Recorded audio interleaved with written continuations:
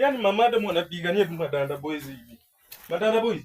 Unasemaje? Halo. Bijuzi bila ulipeleka Marion shule. Mama hata nimeona wanaanza kukupigania.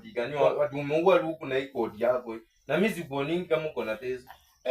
Mimi niko na pesa, naenda kukushia scrap. Scrap? Scrap nipate ngona. Ngona.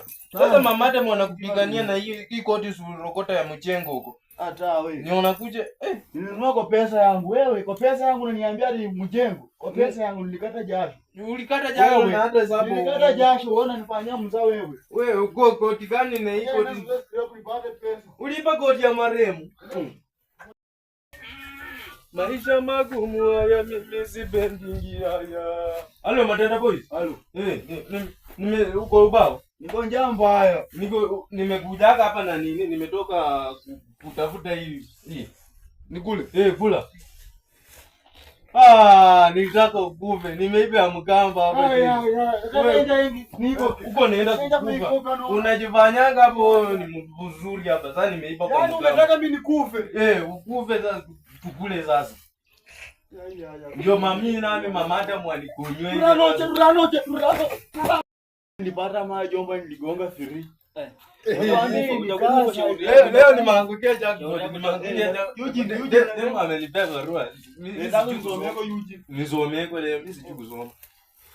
Anasema nini? Eugene unakaa sura kama na mkweli. Sura kama na mkweli. Eugene wewe unanuka ngololo.